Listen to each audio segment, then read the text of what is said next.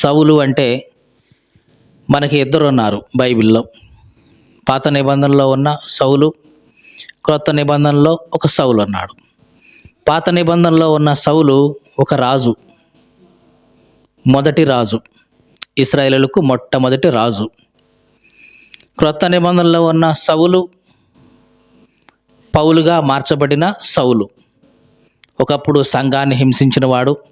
యేసుక్రీస్తు దర్శించినప్పుడు ఆ సౌలు మారు మనసు పొంది తర్వాత పౌలుగా మార్చబడి దేవుని కొరకు పరిచర్య చేసినవాడు.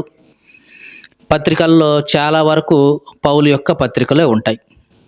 రోమా పత్రిక కానివ్వండి, కొరింథీయులకు రాసిన 2 పత్రికలు, తర్వాత కొలస్సీ పత్రిక, గలతీ పత్రిక, ఎఫెసీ పత్రిక, తెస్సలోనిక మొదటిది, రెండవది, తిమోతి మొదటిది, రెండవది, తీతు, ఇవన్నీ కూడా పౌలు రాసిన పత్రికలే. ఫిలోమోను, ఇవన్నీ. ఈరోజు మనం మాట్లాడుకుంటున్న సౌలు పాత నిబంధనలో ఉన్నటువంటి సౌలు. చాలా జాగ్రత్తగా చూద్దాం. ఈ సౌలు ఎవరు అంటే బెన్యామీను వంశస్థుడు. ఎవరితను? బెన్యామీను వంశస్థుడు. ఎంతకీ బెన్యామీన్ అంటే ఎవరు? యాకోబుకు మొత్తం 12 మంది ఉన్నారు పిల్లలు. యాకోబుకు మొత్తం 12 మంది పిల్లలు ఉన్నారు. ఈ 12 మందిలో ఈ చిన్నవాడు బెన్యామీను. ఈ బెన్యామీన్ అంటే యాకోబుకి చాలా ప్రేమ. ఎందుకంటే చిన్నవాడు, యోసేపు కంటే కాస్త కొంచెం పెద్దవాడు. అంటే రాహేలు కుమారుడు ఇద్దరు. ముందు బెన్యామీను రాహేలు కొడుకు, తర్వాత పుట్టినవాడు యోసేపు. యోసేపుని అన్నలు గోతిలో ద్రోసేసి ఐగుప్తుకు అమ్మేసి చచ్చిపోయాడని చెప్పేసి తండ్రిని మోసం చేస్తారు. ఇక అప్పటి నుంచి యోసేపు తర్వాత పుట్టినవాడు బెన్యామీను. అందరికంటే చిన్నవాడు కాబట్టి ఇక యోసేపు ఎట్లాగూ లేడు కాబట్టి బెన్యామీను మీద ఎక్కువ ప్రేమ పెంచుకుంటాడు తండ్రి. ఇలాగా యాకోబుకి 12 మంది కుమారులు ఉన్నారు. ఈ 12 మంది కుమారుల్లో చివరివాడు బెన్యామీను. ఈ బెన్యామీను గోత్రంలో నుంచి వచ్చిన వాడు ఈ సౌలు. ఒకానొక సమయంలో ఈ సౌలు తండ్రి అంటే కీషు అతని పేరు. ఈ కీషుకి తన దగ్గర చాలా మంది పనివాళ్ళు ఉంటారు. పనివాళ్ళతో పాటు జంతువులు కూడా ఉన్నాయి, అంటే పశువుల మందలు. ఆ పశువుల మందలో ఒకసారి ఏం జరిగిందంటే గాడిదలు తప్పిపోయినాయి. పాపం ఎట్లాగైనా సరే గాడిదలు తప్పిపోయినాయి కాబట్టి వాటిని వెతుకుదామని చెప్పేసి ఈ తండ్రి ఏం చేస్తారంటే సౌలుని, ఒక పనివాడిని, కొంతమంది పనివాళ్ళని ఇచ్చి మన గాడిదలు ఎటు వెళ్ళిపోయి ఏంటో నాయన ఎతకండి అని పనివారితో కూడా కలిసి సౌలుని పంపిస్తాడు. వీళ్ళు గాడిదలను వెతకటానికి బయలుదేరారు. ఆ ఊరు తిరుగుతూ ఉన్నారు. అదే సమయంలో ఇశ్రాయేల్లో జరిగిన సంగతి ఏమిటంటే అప్పుడు దాకా కూడా ఇశ్రాయేలుకి రాజు లేడు. సమూయేలు, ఆ తర్వాత అందరూ న్యాయాధిపతులు ఉన్నారు. ప్రవక్తలు, న్యాయాధిపతులు వండుకుంటూ వచ్చారు. వాళ్ళే న్యాయం చెప్పుకుంటూ వచ్చారు. కానీ మొట్టమొదటిసారిగా ఈ ప్రజలు ఏం చేశారంటే అందరికీ రాజు ఉన్నాడు, మాకు లేడు. కాబట్టి సమూయేలు గారు మాకు ఒక రాజు కావాలి అన్నాడు. ఎందుకు వీళ్ళు రాజు కావాలి అన్నారంటే సమూయేలు ముసలివాడైపోయాడు. మరి కొడుకులు చూస్తేనేమో వీళ్ళు మంచివాళ్ళు కాదు, ఎందుకంటే లంచం తీసుకొని న్యాయం తెప్పేసేవాళ్ళు. ఇట్లాంటి వాళ్ళు ఉంటే మాకేం ఉపయోగం అనుకున్నారు ప్రజలు. అయ్యా నువ్వు మంచివాడివే, మరి నీ కొడుకులు చూస్తే నీలాంటి ప్రవర్తన వాళ్ళలో లేదు, కాబట్టి ఇక మాకు వద్దు మీ కొడుకులు, మాకు ఒక రాజుని నియమించు అన్నారు. ఇది సమూయేలుకు కొంచెం బాధ కలిగించిన దేవుని సన్నిధిలోకి వెళ్ళి ప్రార్థన చేశాడు. నాయన రాజు కావాలంటున్నారు వాళ్ళు, మరి ఏం చేయమంటావు అని అంటే దేవుడు అన్నాడు, సమూయేలు వాళ్ళు నిన్ను కాదు విసర్జించింది, రాజుగా ఉండకుండా నన్నే పక్కన పెట్టినట్టున్నారు. సరే చేద్దాం, వాళ్ళు అనుకున్నట్లుగానే ఒక రాజుని వాళ్ళ కోసం సిద్ధం చేద్దాం అని సమూయేలుతో ముందుగానే చెప్పాడు. ఇదిగో రేపు ఈ సమయానికి బెన్యామీను వంశస్థుల్లోంచి ఒకడిని నీ దగ్గరికి పంపిస్తాను, కాబట్టి నీవు అతనికి రాజుగా అభిషేకం చేయాలి, సిద్ధంగా ఉండు అని చెప్పాడు. అదే సమయంలో ఈ సౌలు పనివాళ్ళు అందరూ కలిసి గాడిదలను వెతుకుతూ వెతుకుతూ ఉన్నారు. అలా వెతుకుతున్న సమయంలో చాలా రోజులు గడిచిపోయినాయి. ఆ సమయంలో సౌలు అన్నాడు, అబ్బాయి మనం ఇంటికి తిరిగిపోదాం పదండి. చాలా రోజులైంది ఇంటి దగ్గర నుంచి వచ్చేసి. మా నాన్న గాడిదల సంగతి ఏమో కానీ నా కోసం విచారిస్తూ ఉంటాడు. నా కొడుకు ఏమయ్యాడో ఏంటని నా కోసం బెంగ పెట్టుకుంటాడు. ఇంటికి పోదాం పండి అన్నాడు. ఈ లోపల అక్కడ పున్న పనివాడయ్యా, మీరేమనుకో అంటే ఒక మాట చెప్తాను. ఇక్కడ దీర్ఘదర్శి ఉన్నాడు. దీర్ఘదర్శి అంటే భవిష్యత్తును చెప్పేవాడు, ప్రవక్త అన్నమాట. మనం దగ్గరలోనే ఉన్నాం. అతని దగ్గరికి పోతే మన గాడిదలు ఎక్కడున్నాయి ఏంటి అనే విషయం చెప్తాడు, వెళదాము అన్నాడు. సౌలు అన్నాడు, వెళదామంటే బాగానే ఉందిలే కానీ మరి ఆయన దగ్గరికి పోయి ఇవ్వడానికి మా దగ్గర ఏముంది, ఏమీ లేదుగా, అంతా ఖర్చు అయిపోయిందిగా అంటే ఈ పనుడు అన్నాడు, నా దగ్గర కొంచెం వెండి ఉందండి, మనకు మార్గం చెప్తాడు కాబట్టి, దారి చెప్తాడు కాబట్టి మనం ఆయనకి ఇద్దాం కానుకగా, ఇచ్చేసి మనం వెళ్దాం అన్నాడు. సరే పద అని వెళ్ళిపోయారు. అదే సమయంలో ఆ ఊరు వెళ్ళిపోయారు. వెళ్ళి పలానా దీర్ఘదర్శి ఎక్కడుంటాడండి అని అడిగాడు అక్కడ ఉన్న వాళ్ళని. ఆమె అన్నది, ఈరోజు అతను వస్తాడండి, మీ ఎదురుగా వెళ్తా ఉన్నాడు, కాబట్టి మీరు తొందరగా వెళ్తే ఆయన కలుసుకుంటారు, వెళ్ళండి అన్నాడు. ఈ సౌలు వెళ్ళి సమూయేలుని కలుసుకున్నాడు. అప్పుడు దేవుడు అతన్ని చూపించాడు, ఇదిగో ఇతనే నేను అభిషేకం చేద్దాం అనుకున్నవాడు అంటే. అప్పుడు సమూయేలు ఈ సౌలుతో చెప్పాడు, అబ్బాయి గాడిదల కోసమే కదా మీరు ఎతికేది? అవునయ్యా, మీ పోయిన గాడిదలు దొరికాయి, మీరు దాని గురించి ఏం బెంగ పెట్టుకోవద్దు. ఇశ్రాయేలు వారందరి అభిష్టం నీ మీద, నీ కుటుంబం మీద ఉంది అని సూచాయిగా చెప్పాడు. అంటే ఏమన్నాడు, ఇశ్రాయేలు అందరూ కలిసి నిన్ను రాజుగా ఎన్నుకోబోతున్నారు. ఇక వాళ్ళందరి అభీష్టం, వాళ్ళందరి కోరిక నీ మీదనే ఉంది అని చెప్పాడు. అప్పుడు సౌలు అన్నాడు, అయ్యా నేనెంత, నా వంశం ఎంత, నా గోత్రం ఎంత, చిన్నోడిని, నేనేంటి, నేను రాజుగా ఉండటం ఏంది అన్నాడు. మొత్తానికి మొదట్లో ఈ సౌలు అంత తగ్గింపు ఉంది. నేను ఎంతటి వాడిని, నా గోత్రం ఎంతటిది, ఇశ్రాయేలులో చూస్తే చిన్న గోత్రం నాది అని అంతగా తను తాను తగ్గించుకున్నాడు సౌలు. ఇతనిలో ఉన్నటువంటి ఆ తగ్గింపు స్వభావాన్ని బట్టే దేవుడు ఇతన్ని రాజుగా చేశాడు. దేవునికి స్తోత్రం కలుగును గాక. హల్లెలూయా. ఇక రాజుగా చేసిన తరువాత దేవుడు మొదటిసారిగా ఒక బాధ్యతను అప్పగించాడు. బాధ్యత అప్పగించలేదు, ఇతనే బాధ్యతగా కట్టుకొని పలానా సమయానికి కేనీయులు వస్తున్నారు అన్నప్పుడు వీళ్ళే పోయి యుద్ధం చేసి వాళ్ళని రక్షించాడు. యుద్ధం చేయడానికి ముందు చాలామంది సౌలును చూసి, వీడా మనల్ని రాజుగా ఉండేది, వీడా మనల్ని కాపాడేది అని హేళన చేశారు. అయినా సరే సౌలు ధైర్యంగా వెళ్ళి వాళ్ళందరినీ కాపాడాడు. అప్పుడు మిగతా వాళ్ళందరూ కూడా ఒకప్పుడు అవమానించిన వాళ్ళు ఎవరైతే ఉన్నారో వాళ్ళందరినీ తీసుకురండి అయ్యా, వాళ్ళని చంపేద్దాం, తీసుకురండి. ఏమన్నారు వాళ్ళు, వీడా మనల్ని ఏలేది, వీడా మనల్ని రాజుగా ఉండేది అన్నారు కదా, తీసుకురండి వాళ్ళందరినీ చంపేద్దాం అనేసరికి సౌలు అన్నాడు, అబ్బాయి అట్లా చేయొద్దు, దేవుడు మనకు రక్షణ ఇచ్చాడు కాబట్టి వాళ్ళని వదిలేయండి, క్షమించేయండి అని అన్నాడు. ఇక్కడ దాకా సౌలు యొక్క క్యారెక్టరు చాలా బాగా ఉంది కదా, చాలా బాగా ఉంది. ఒకానొక సమయంలో సమూయేలు ఇతనికి ఒక పని అప్పగించాడు. అదేంటంటే, సౌలు జాగ్రత్తగా విను, దేవుడైన యెహోవా ఇట్లాగా సెలవిచ్చాడు, నీవు వెళ్ళి అమాలేకీయులతో యుద్ధం చెయ్యి.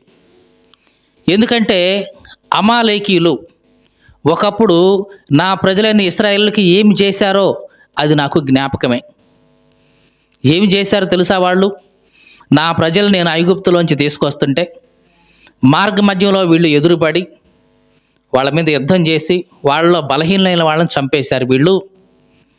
కాబట్టి వాళ్ళు చేసింది నాకు ఎప్పటికీ గుర్తుంది. ఇప్పుడు నువ్వు రాజు అయ్యావు కాబట్టి నా పక్షంగా నువ్వు వాళ్ళ మీద పగ తీర్చుకోవాలి.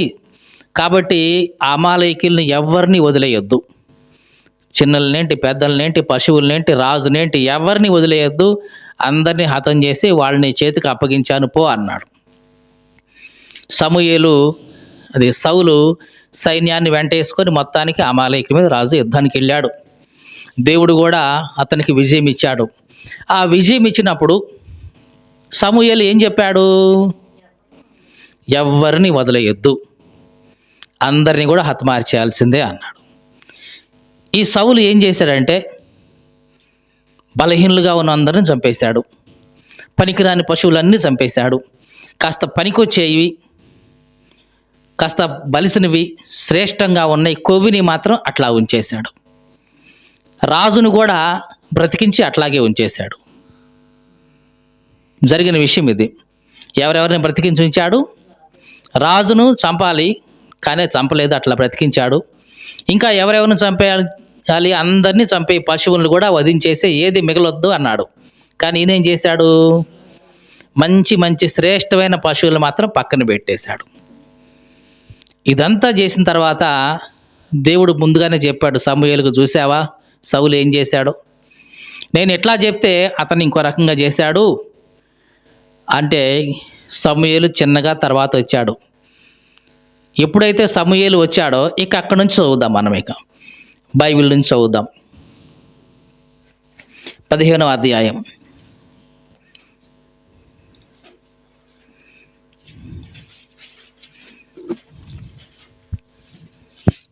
అడిగిరా 10వ అధ్యాయం, అదే 15వ అధ్యాయం 10 నుంచి చదువుతున్నాం. 10వ వచనం నుంచి. అప్పుడు యెహోవా వాక్కు సమూయేలునకు ప్రత్యక్షమై ఇలాగు సెలవిచ్చెను, సౌలు నన్ను అనుసరించటం మానేసి వెనుక తీసి నా ఆజ్ఞలను గైకొనలేదు గనుక నేను అతన్ని రాజుగా నియమించినందుకు నేను పశ్చాత్తాపడుతున్నాను అన్నాడు. జాగ్రత్తగా చూడండి. దేవుడే చెప్పాడు సమూయేలుతో, నేను సౌలుని రాజుగా నియమించాను, అతను నన్ను అనుసరించలేదు, వెనుక తీశాడు, అతన్ని రాజుగా నియమించినందుకు ఈ విషయంలో నేను పశ్చాత్తాపడుతున్నాను అన్నాడు. సమూయేలుకు బాగా కోపం వచ్చింది. ఆ కోపంలో వెళ్ళి సౌలుని ఏమి అనకుండా ఆ రాత్రంతా కూడా దేవుని సన్నిధిలో ప్రార్థనలో ఉండి తెల్లారిన తర్వాత ఆ సౌలు దగ్గరికి వెళ్ళాడు మాట్లాడడానికి. అలా మాట్లాడుతూ ఉంటే చదువుదాం ఇక. ఉదయమున 12వ వచనం. ఉదయమున సమూయేలు లేచి సౌలును ఎదుర్కొనుటకు పోగా సౌలు కర్మెలునకు వచ్చి అక్కడ జయసూచకమైన ఒక శిలను నిలిపి తిరిగి గిల్గాలునకు పోయాడన్న సమాచారం విన్నాడు. తరువాత అతడు సౌలు నొద్దకు రాగా సౌలు అంటున్నాడు, యెహోవా వలన నీకు ఆశీర్వాదం కలుగును గాక అంటున్నాడు. జాగ్రత్తగా చూడండి ఈ మాట. ఎవరితో అంటున్నారు? సౌలే సమూయేలుతో అంటున్నాడు. ఏమని? యెహోవా వలన నీకు ఆశీర్వాదం కలుగును గాక అంటున్నాడు. అనాల్సింది పెద్దోడా చిన్నోడా? ఆశీర్వాదం ఇవ్వాల్సింది ఎవరు అంటే పెద్దవాడు సమూయేలా సౌలా? సమూయేలే. అప్పటికి ముసలోడైపోయాడు, దేవునితో మాట్లాడే అనుభవం ఉంది సమూయేలు.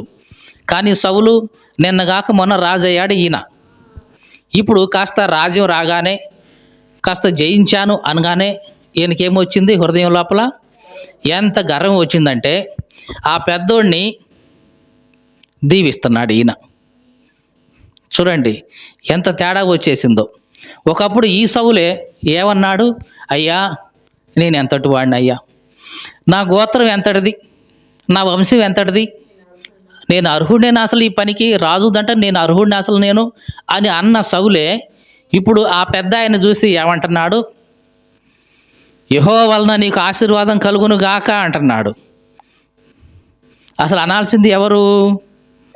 పెద్ద ఆయన చిన్నోడిని దీవించాలి. మంచి పని చేస్తే కనుక దేవుడు నిన్ను దీవించును గాక, నువ్వు చక్కగా పని చేసావు అనాలి. కానీ అంతా రివర్స్ అయిపోయింది. ఇక్కడి నుంచే సౌలు యొక్క హృదయంలో ఈ అతిశయం మొదలైంది. చూడండి, చాలాసార్లు దేవుడు మనకు ఒక స్థితి ఇవ్వకముందు మనిషి ఎట్లా ఉంటాడంటే చాలా దీనంగా ఉంటాడు. ఎప్పుడైతే కాస్త బలం వచ్చేసిందో, కొంచెం అధికారం వచ్చేసిందో, కొంచెం బలం వచ్చేసిందో, వెంటనే మనిషి ఏం చేస్తాడంట? తోక ఊపుతాడంట. ఏం చేస్తూ ఉంటాడు? తోక ఊపుతాడు. ఒకానొక సమయంలో ఒక రాజు కుక్క తోక వంకరగా తిన్నగా చేయాలి, ఏం చేయాలి అని కింద ఉన్న మంత్రులకి వాళ్ళందరికీ కూడా టాస్క్ ఇచ్చేశాడు. అబ్బాయి, మొత్తానికి ఎవరో ఒక రాజు తన కింద ఉన్న మంత్రులకి వీళ్ళకి ఆజ్ఞ ఇచ్చాడు. అబ్బాయి, కుక్క తోకర్ని తిన్నగా చేయాలి, దీనికోసం ఏం చేస్తారు చెప్పండి అంటే ఒక్కొక్కళ్ళు ఒక్కొక్క రకంగా చేసుకుంటూ వచ్చారు. ఒకళ్ళేమో తోకకి స్కేల్ కట్టి వదిలేశారు, ఓ 3 నెలలు తిన్నగా ఇద్దేమో తోక అని. ఇంకొకళ్ళు ఏమో ఇనపగుండు కట్టేశారు. మొత్తానికైతే ఒక రకం ఒక్కొక్కటి చేసేశారు. ఈ లోపల ఒక ఆయన దానికి ఏం చేశాడు? తిండి పెట్టకుండా ఆఫ్ చేసేసాడు. పెట్టాడు, ఊపిరి పీల్చుకోవటానికి బతికి ఉండగలిగే అంత తిండి మాత్రం పెట్టాడు. 3 నెలల తర్వాత ఎవరి కుక్క తోక తిన్నగా అయ్యింది చూద్దామని చెప్పేసి అందరినీ పిలిపించేస్తే ఒక్కొక్కళ్ళు ఒక్కొక్క ప్రయత్నం చేశారు. ఈ స్కేలు కట్టిన ఆయన ఉన్నాడు కదా, అప్పుడు దాకా 3 నెలలు ఆ స్కేలు తోకకి అంటగట్టాడు. స్కేలు ఉన్నంతకాలం అది తిన్నగానే ఉంది. ఎప్పుడైతే ఆ స్కేలు కట్టిన ఆ దారం ఏంది ఉపదేశాడో తోక ఎప్పటిలాగానే వంకరగా వచ్చేసింది. లాభం లేదు, ఇది పని చేయలేదు అనుకున్నాడు. ఇంకొక ఆయన ఇనపగుండు కట్టాడు కదా, ఆ ఇనపగుండు కాస్త ఉపదిస్తేసరికి ఎప్పటిలాగానే కుక్క తోక వంకరైంది. ఇంకొక ఆయన అసలు ఆహారం పెట్టకుండా మానేశాడు కదా, ఆయన ఇదిగోండి మా కుక్క తోకని నేను సాఫీగా చేశాను చూడండి అని తీసి చూపించాడు. చూపిస్తే ఏముంది? నిజంగా ఆ కుక్కకి తోక తిన్నగానే ఉంది, ఏ వంకర లేదు. అదేంటి, అసలు ఇది బతికిందా చచ్చిందా అని చూస్తే బ్రతికే ఉంది, కొన ఊపిరితో ఉంది. ఏంటి ఇట్లా ఎందుకు చేసావంటే అప్పుడు చెప్పాడయ్యా, కుక్క తోక తిన్నగా ఉండాలి అంటే ఇదిగో దాని పరిస్థితి ఇట్లాగే ఉండాలి. దాని ఒంట్లో ఏమాత్రం కొంచెం శక్తి వచ్చినా, ఏది ఊపిరి కంటే కొంచెం ఎక్కువ శక్తి వస్తే దాని తోక ఊపటం ప్రారంభిస్తుంది. మనుషుల యొక్క స్వభావం కూడా ఇట్లాగే ఉంటుంది. వాళ్ళకు కొంచెం డబ్బు వస్తే, కొంచెం అధికారం వస్తే, కొంచెం బలగం వస్తే, కొంచెం బలం వస్తే చాలు, ఇక వాళ్ళ తోకర వంకర పోతుంది, వాళ్ళ బుద్ధి వంకర అవుతుంది, వాళ్ళ ఆలోచనలు కూడా వంకరగా ఉంటాయి. కాబట్టి ఇది మనిషి యొక్క తత్వం. అందుకే దేవుడు మనిషికి ఎంతైతే కావాలో అంత మాత్రమే ఇస్తూ ఉంటాడు. ఎక్కువ ఇస్తే ఏమవుతాడు? వాళ్ళ బుద్ధి వంకర పోతుంది. అందుకనే దేవుడు కొంచెం వరకే ఇస్తాడు. ఇది మనిషి యొక్క మనస్తత్వం అని చెప్పాడంట. ఇక్కడ మనం చూస్తే సౌలు విషయంలో కూడా అట్లాగే కనిపిస్తుంది. ఒకప్పుడు సౌలు తిన్నగానే ఉన్నాడు. నేను ఏపాటి వాడినండి, నా గోత్రం ఏపాటిదండి, ఇశ్రాయేలు మీద రాజు కావటమా, అది కూడా బెన్యామీను చిన్న గోత్రంలో నుంచి నేను వచ్చి అన్నాడు.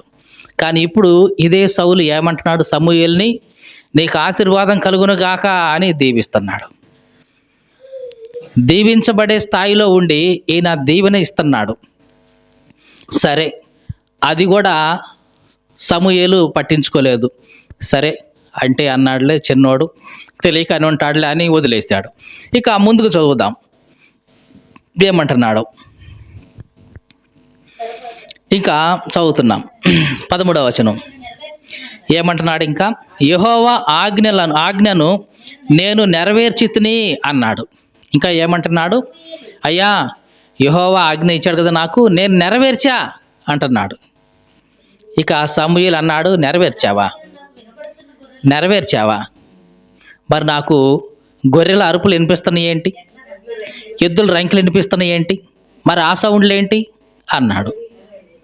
అనేసరికి సౌలు అన్నాడు, అయ్యా అమాలేకీయుల దగ్గర నుంచి తీసుకొచ్చావండి, జనం తీసుకొచ్చారు వీటిని. ఎందుకు? అవి చాలా బలంగా ఉన్నాయి. దేవునికి అక్కడ ఏమంటున్నాడు చూడండి, నీ దేవుడైన యెహోవాకు బలి అర్పించడం కోసం తీసుకొచ్చారు. నీ దేవుడైన యెహోవా ఏంది అంటే ఈయనకి దేవుడు కాదా? చూడండి ఇతను మాట్లాడే మాటలు ఎట్లా ఉన్నాయంటే, నీ దేవుడైన యెహోవాకు బలర్పించడం కోసం జనులు తీసుకొచ్చారు. అంటే నీ దేవుడు అంటే నీకు దేవుడు కాదా? మన దేవుడు అనొచ్చు. మన దేవుడైన యెహోవాకు బలర్పించడం కోసం అంటే బాగుండేది. కానీ ఏమంటున్నాడు? అంటే నీ కోసమే తెచ్చాము వీటిని అన్నట్టుగా. ఏమంటున్నాడు? నీ కోసమే తెచ్చాం. ఇది మా కోసం తెచ్చుకోవాలా మేము ఇయి. ఇదిగో నీ కోసమే ఉంచాం అన్నట్లుగా అదేదో సమూయేలుకే ఫేవర్ చేస్తున్నట్లుగా, సమూయేలుకి ఇంకేదో దానం చేస్తున్నట్లుగా అట్లా మాట్లాడుతున్నాడు. ఏమంటున్నాడు?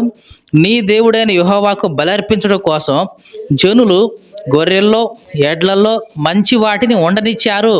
మిగిలిన వాటన్నిటిని నిర్మూలన చేశాంలే. ఏమంటున్నాడు? మిగిలినవన్నీ చంపేశామయ్యా. మంచి ఏవైతే ఉన్నాయో అది కూడా నీ కోసం, నీ దేవుడికి బలర్పించడం కోసమే ఇవన్నీ ఉంచాం. ఎవడు కోరుకున్నాడు ఇవన్నీ? దేవుడు ఏం చెప్పాడు? ఏది మిగిలించవద్దు, అన్నీ నిర్మూలించేసేయి అని అంటే ఈయనేం చేశాడు? మంచి మంచి వాటన్నిటినీ పెట్టాడు.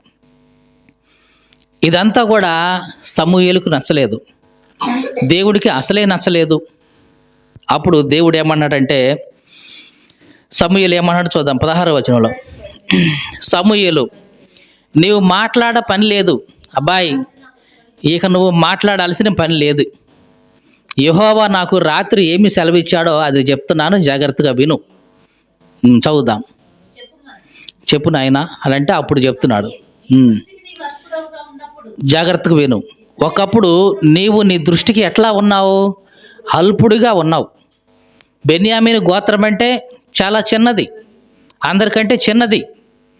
దాంట్లో నువ్వు కూషు వంశం అంటే ఇంకా చిన్నది, కీసు వంశం అంటే చాలా చిన్నది. అట్లాంటి దాంట్లో నుంచి, ఆ చిన్న ఆ వంశంలో నుంచి దేవుడు నిన్ను పైకి లేవనెత్తాడు కదా.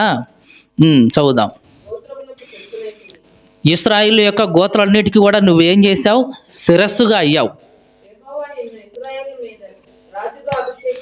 దేవుడు నిన్ను రాజుగా అభిషేకించాడు. మరియు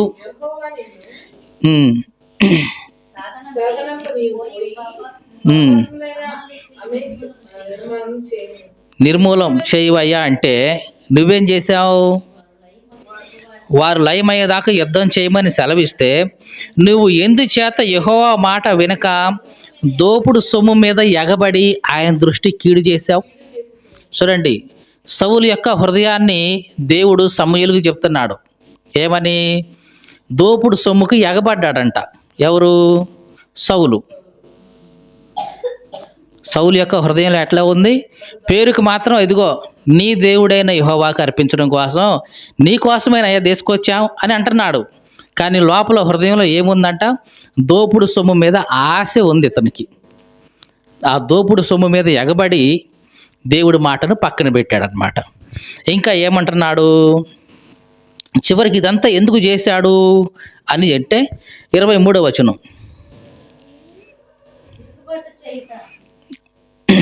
చూద్దాం. 22 నుంచి చూద్దాం, 21 నుంచి. అయితే గిల్గాలులో నీ దేవుడైన యెహోవాకు బలర్పించుటకై జనులు శపితములకు గొర్రెల్లోను గొడ్లలోను ముఖ్యమైన వాటిని తీసుకొచ్చిరని సమూయేలుతో చెప్పాడు. అందుకు సమూయేలు అంటున్నాడు, చూడండి చాలా చాలా జాగ్రత్తగా చూడండి. సమూయేలు ఇప్పుడు డైరెక్ట్గా చెప్తున్నాడు సౌలుతో. ఏమని? తాను సెలవిచ్చిన ఆజ్ఞను ఒకడు గైకొనటం వలన దేవుడు సంతోషించినట్లుగా దహన బలులు అర్పిస్తే దేవుడు సంతోషించడు. అబ్బాయి జాగ్రత్తగా విను. దేవుణ్ణి సంతోషపెట్టాలనుకుంటున్నావుండా? అలాగైతే నువ్వు బలి అర్పిస్తే సంతోషించడు, దహన బలి అర్పిస్తే సంతోషించడు. మరి ఆయన దేనికి సంతోషిస్తాడండి? నేను ఇచ్చిన మాట నువ్వు గైకొంటే, ఆజ్ఞను గైకొంటే చాలు. తాను సెలవిచ్చిన మాటను గైకొనటం వలన దేవుడు సంతోషిస్తాడు తప్ప బలులను బట్టి కానీ అర్పణలను బట్టి కానీ దేవుడు సంతోషించడు. ఒకటి విషయం గుర్తుంచుకో. ఏమంటున్నాడు? ఆజ్ఞను గైకొనటం పొట్టేళ్ల కొవ్వు అర్పించడం కంటే, ఆలోచించుము, బలు అర్పించడం కంటే ఆజ్ఞను గైకొనటం, పొట్టేళ్ల కొవ్వు అర్పించడం కంటే మాట వినటం శ్రేష్టం. అబ్బాయి, పొట్టేళ్ల కొవ్వు అర్పించటం, బలు అర్పించటం ఇది కాదు శ్రేష్టం. దేవుని ఆజ్ఞ వినటం, దాన్ని గైకొనటమే ముఖ్యం. ఇదే దేవుడు సంతోషించే విషయం అని ఇంకో విషయం కూడా చెప్తున్నాడు. తిరుగుబాటు చేయుట సోదె చెప్పుట అనే పాపంతో సమానం. మూర్ఖత్వం అగ్గపరచుట మాయా విగ్రహాల్ని గృహదేవతను పూజించుటతో సమానం. ఇక్కడ జాగ్రత్తగా చూడండి ఈ రెండు మాటలు. సోదె చెప్పటం, సోదె అడగటం మనకు బాగా తెలుసు కదా. ఎండాకాలం వస్తే వాళ్ళేమో సోదెమ్మ సోదని తిరుగుతుంటారు, మనమేమో రామ్మ అని చెప్పేసి చేయి చూపించి అన్నీ సోది చెప్పించుకుంటూ ఉంటాం. ఇలాగా సోది అడగటం కానీ సోది చెప్పటం కానీ దేంతో సమానం అంట? పాపంతో సమానం. సోది చెప్పటం దేంతో సమానం? పాపంతో సమానం. మన దృష్టిలో పాపం అంటే ఎంతసేపటికి వ్యభిచారం, దొంగతనం, అబద్ధ సాక్ష్యం ఇవే కనపడుతుంటాయి. కానీ దేవుని దృష్టిలో సోదే చెప్పడం కూడా పాపమే. ఆ సోది అడగటం కూడా, నువ్వు అడిగితేనే కదా ఆమె చెప్తుంది. కాబట్టి ఇది కూడా దేవుడు పాపంగానే పరిగణిస్తాడు. సచిన మా ఆయనకి ఏమైందో చూద్దాం, సచిన మా అమ్మకి ఏమైందో అడుగుదాం, మా నాయనకి ఏమైందో అడుగుదాం, అసలు వాళ్ళ మనసులో ఈ ఉద్దేశం తెలుసుకుందాం. ఈ ఉద్దేశంతో నువ్వు ఏది అడిగినా సరే అది దేవుని దృష్టిలో ఎట్లాంటిది? పాపమే. ఇంకా మూర్ఖతను అగపరచుట మాయా విగ్రహాన్ని గృహదేవతను పూజించుటతో సమానం. చూడండి, చాలామంది అనుకుంటాం హిందువు లాంటి విగ్రహారాధన చేస్తుంది, మేము చాలా నిఖారసుగా భక్తి చేస్తున్నాం అనుకుంటున్నారు. కానీ క్రైస్తవులుగా ఉన్న మనం కూడా ఏం చేస్తున్నాం? విగ్రహారాధన చేస్తున్నాం. ఎప్పుడు? మూర్ఖతను అగపరిస్తే, అంటే దేవుడు మాట వినకుండా, దేవుడి మాట లెక్క చేయకుండా, ఆయన ఆజ్ఞను ఉల్లంఘించి మూర్ఖంగా తిరిగితే అది దేవుని దృష్టిలో ఎట్లాంటి దానితో సమానం? విగ్రహారాధనతో సమానమే. నువ్వు విగ్రహాలను పూజించకపోవచ్చు, కానీ దానికి బదులుగా ఏం చేస్తున్నావు? మూర్ఖత్వాన్ని అగపరుస్తున్నావు. ఇటు విను అని అంటే నువ్వు అటు ముఖం చాటేసి పోతున్నావు. అంటే దేవుడు రాయా నా సన్నిధి కంటే నువ్వేం చేస్తున్నావు? ముఖం చాటేసి పోతున్నావు. అంటే ఏం చేస్తున్నావు? మూర్ఖతను అగపరుస్తున్నావు. నువ్వు చేసేది ఏంటి దేవుని దృష్టిలో? విగ్రహారాధనే. అందుకనే దేవుని వాక్యంలో ఏముందంటే, విగ్రహారాధికులు అందరూ కూడా అగ్నిగుండంలో పడవేయబడుదురు. ఇక్కడ విగ్రహారాధికులు అంటే అన్యులని కాదు, ఇక్కడ క్రైస్తవులే, దేవుని ఎరిగిన వాళ్ళే, దేవుని బిడ్డలే. ఎవరైతే ఎట్లా మూర్ఖత్వాన్ని అగపరిచి దేవుణ్ణి పక్కకు నెట్టేసి దూరంగా పోతారో వీళ్ళందరూ కూడా ఏమవుతారు? అగ్నిగుండంలో ఉంటారు. సౌలు కూడా అభిషేకించబడిన వాడే, కానీ అభిషేకాన్ని పోగొట్టుకున్నాడు, కృపను దూరం చేసుకున్నాడు. బైబిల్ గ్రంథం మొత్తట్లో ఈ సౌలు గురించిన రాయబడిన ఈ మాట ఎక్కడా ఉండదండి. సౌలుకి ఏమైందంటే దేవుని కృప దూరం అయిపోయింది, అంత దూరం చేసుకున్నాడు. ఇంకా చూద్దాం.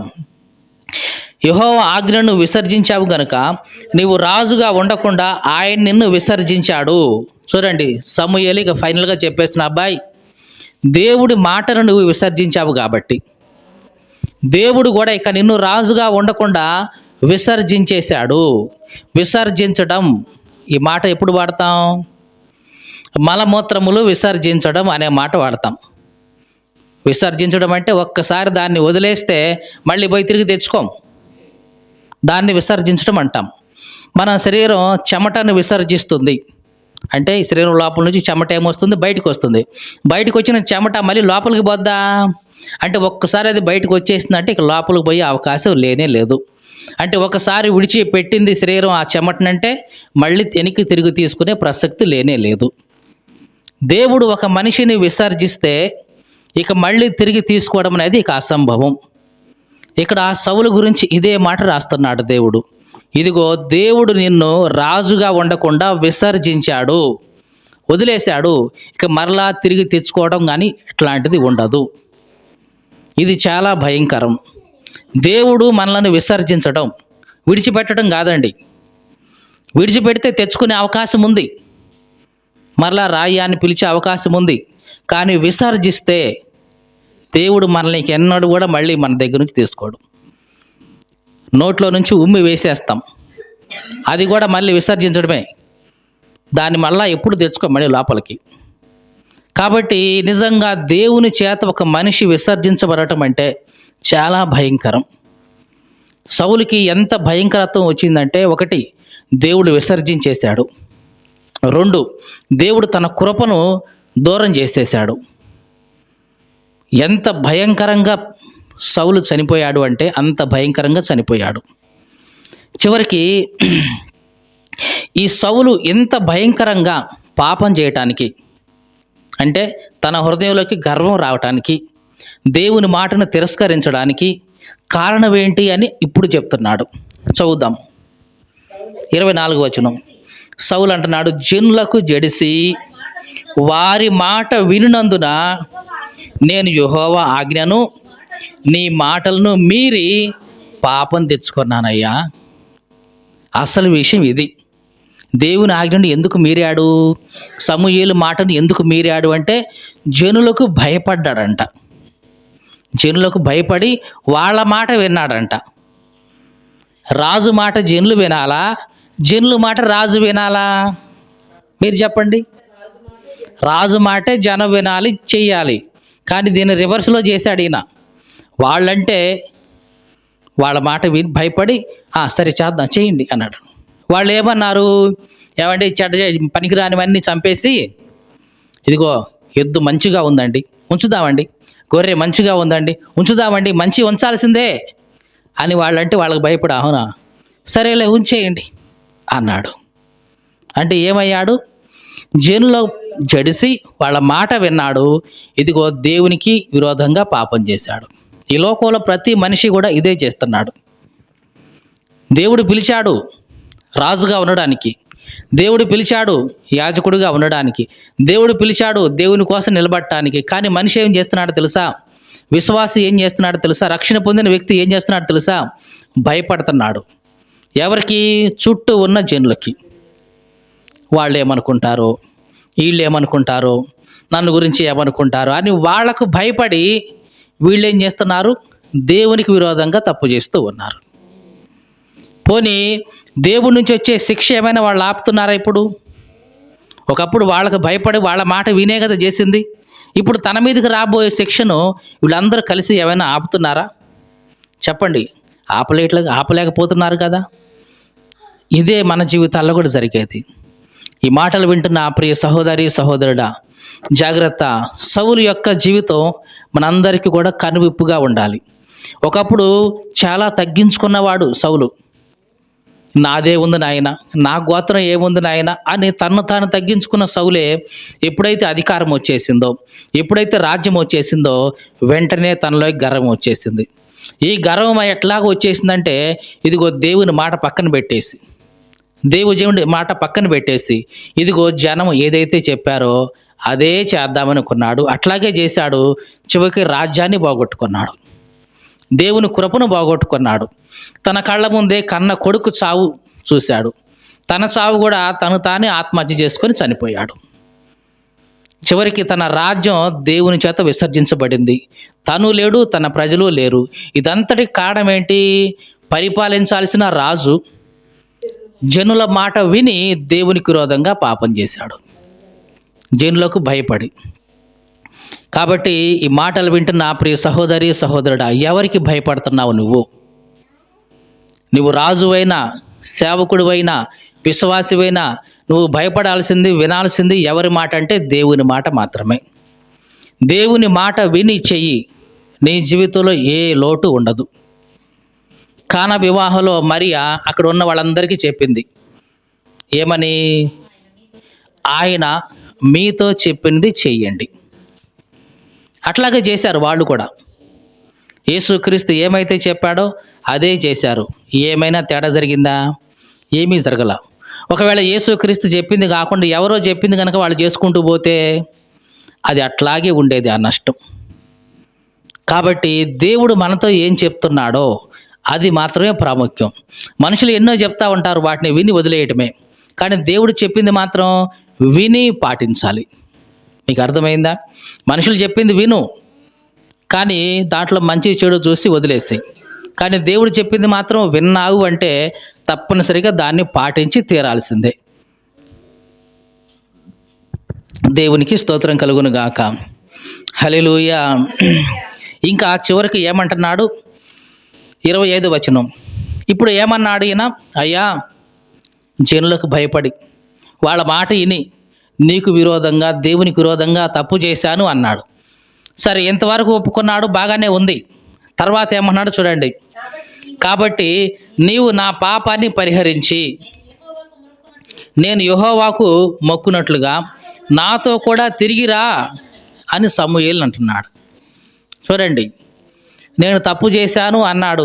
అంతటితో ఆగితే బాగుండేది, అప్పుడన్నా దేవుడు కాస్త కనికరించేవాడేమో. కానీ ఏమంటున్నాడు, నేను దేవుడికి మొక్కటానికి పోతున్నాను, నువ్వు కూడా నాతో రావాల్సిందే. ఎందుకంటే సమూయేలు వస్తే నాకు కూడా ఘనత. సమూయేలు రాజు వెంట వచ్చేశాడు కాబట్టి రాజుకు ఘనత. అంటే ఇంత పాపం చేసినా ఈయనకి ఘనత మీద ఉన్న ఆ దాన్ని ఏమంటాం, మక్కువ, వ్యామోహం, ఆ పిచ్చి పోల, ఆ ఇష్టం పోల. తప్పు చేశాను ఒప్పుకుంటున్నాడు, కానీ తప్పే, ఘనత ఘనతే. ఘనత మాత్రం తగ్గకూడదు. ఏదో లోకంలో సామెత చెప్పినట్టు, కింద పడ్డా సరే మీసాలకు మట్టి అంటలేదు, నా మీసాలు మాత్రం బాగానే ఉన్నాయి చూసుకో అన్నాడంట. కిందే పడ్డాడు, అయినా సరే అట్లా ఉంటే బాగుంది. పైకి అంటున్నాడు, చూసివా ఎంత కింద పడ్డా మాత్రం మీసాలకు మట్టి అంటుందా చూడు, ఆ మట్టి అంటలేదు. అది ఈయన పాపం చేశాను ఒప్పుకుంటున్నాడు, కానీ నువ్వు రాయ్యా నాతో పాటు వచ్చి నన్ను ఘనపరచు అంటున్నాడు. అంటే పాపం చేసినప్పుడు ఇంక ఘనత ఎందుకు నీకు? ఇంకా నీకు అర్థమైంది ఈ మాట? అంటే సౌలు యొక్క స్థితి ఎంత దిగజారిపోయిందంటే, పాపం చేశాను ఒప్పుకుంటున్నాడు కానీ ఘనత మాత్రం ఉండాల్సిందే. అంటే ఘనత పిచ్చి పట్టింది ఈయనకి, కీర్తి పిచ్చి పట్టింది ఈయనకి. నలుగురు నా గురించి మంచిగా చెప్పుకోవాల్సిందే, రా, మరి నువ్వు వస్తేనే నలుగురు నా గురించి మంచిగా చెప్పుకునేది, రా అంటున్నాడు. చివరికి సమూయేలు అన్నాడు, అందుకు సమూయేలు, నీతో కూడా నేను తిరిగి రాను, ఎందుకంటే యెహోవా ఆజ్ఞను విసర్జించావు, నేను రాను అని సమూయేలు ముందుకు పోతున్నాడు.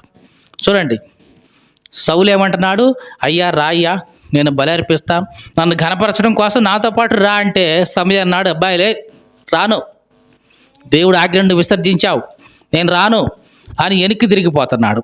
వెనక్కి తిరిగిపోతున్న ఆయన్ని మహా అయితే ఏం చేయాలి? కాళ్ళు పట్టుకోవాలి కదా.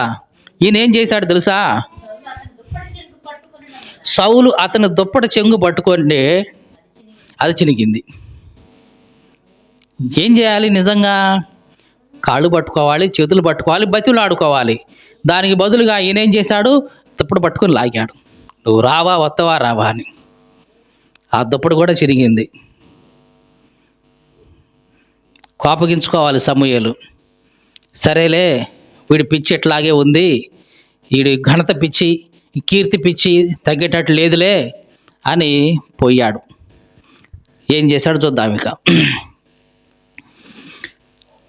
వెళ్ళిపోవాలి తిరగా. సౌలు అతన్ని దుప్పటి చెంగు పట్టుకున్నందున అది చినిగను. అప్పుడు సమూయేలు అతనితో ఎట్లా అన్నాను, నేడు ఇశ్రాయేలు రాజ్యము నీ చేతిలోంచి దేవుడు తీసేసి నీకంటే ఉత్తముడైన నీ పొరుగు వానికి దానికి అప్పగించి ఉన్నాడు.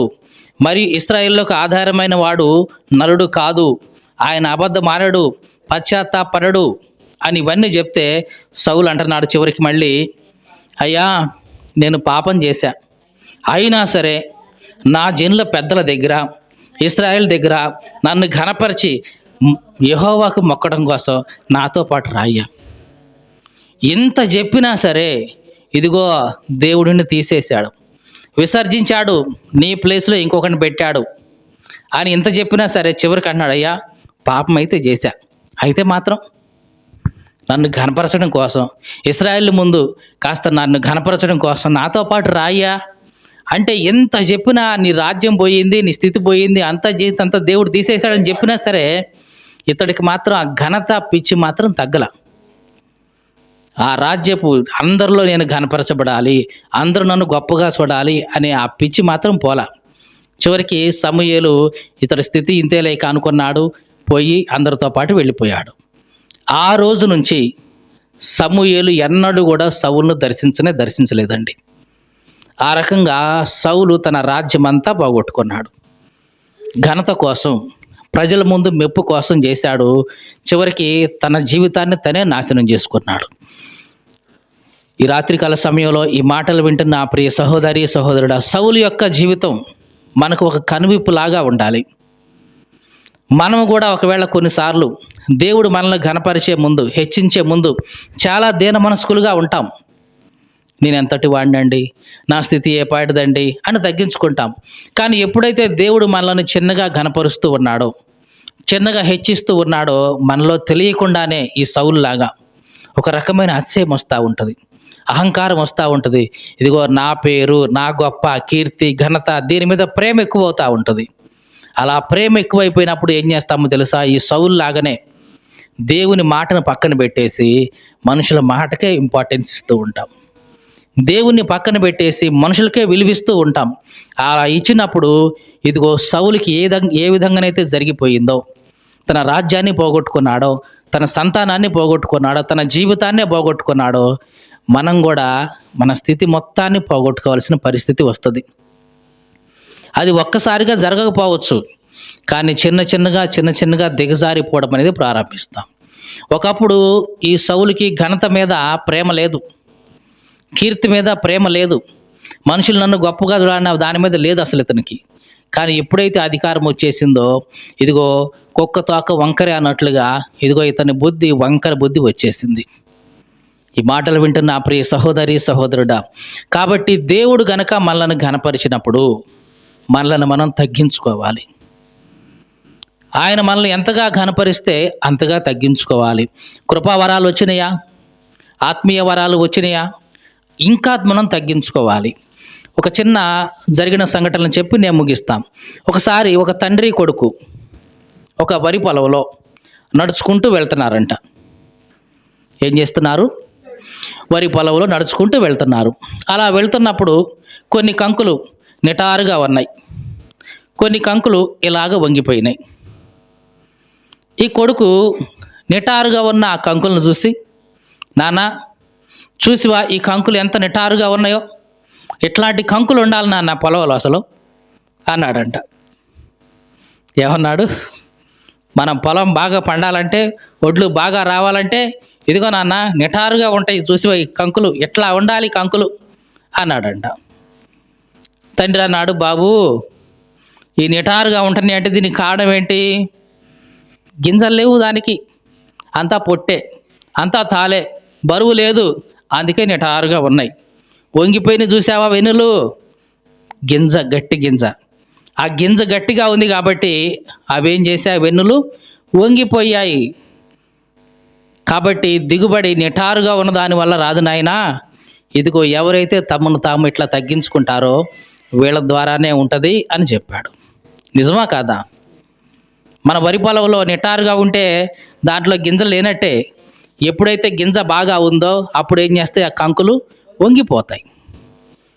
నిజంగా ఎవరైతే తమ జీవితంలో నిజమైన ఆత్మీయత కలిగి ఉంటారో వాళ్ళు ఈ కంకుల్లాగా వంగిపోయి ఉంటారు. అంటే తగ్గించుకుంటారు, దీనత్వం కలిగి ఉంటారు, లోబడి ఉంటారు. అంతేగాని నిటారుగా గర్వించే వాళ్ళుగా, అతిశయించే వాళ్ళుగా, కీర్తించే వాళ్ళుగా ఉండరు.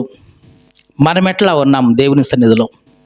ఈ సౌలు ఒకప్పుడు తగ్గించుకున్నాడు, కానీ ఎప్పుడైతే అధికారం వచ్చిందో ఇదిగో సౌలు హెచ్చించుకున్నాడు, నాశనం అయిపోయాడు. ఇదంతా కూడా మనకి ఒక పాఠంలాగా ఉండాలి. కాబట్టి మనల్ని మనం పరీక్షించుకుందాం. కొన్నిసార్లు ప్రార్థనా జీవితంలో మనం ఎదిగినప్పుడు, పరిశుద్ధిలో ఎదిగినప్పుడు, దేవుని వాక్యంలో ఎదిగినప్పుడు, సంఘంగా ఎదిగినప్పుడు మనం ఏం చేస్తూ ఉంటాం అంటే గర్విస్తూ ఉంటాం. ఆ గర్వం, మన జీవితంలో ఉన్న అహంకారం, ఇవన్నీ కలిసి ఏం చేస్తాయి? మనల్ని ఇదిగో తొక్కేస్తాయి, మన జీవితం నాశనం అయ్యేలాగా చేస్తాయి. అట్లా కాకుండా దేవుని సన్నిధిలో మనల్ని మనం పరీక్షించుకుంటూ ప్రార్థన చేద్దాం.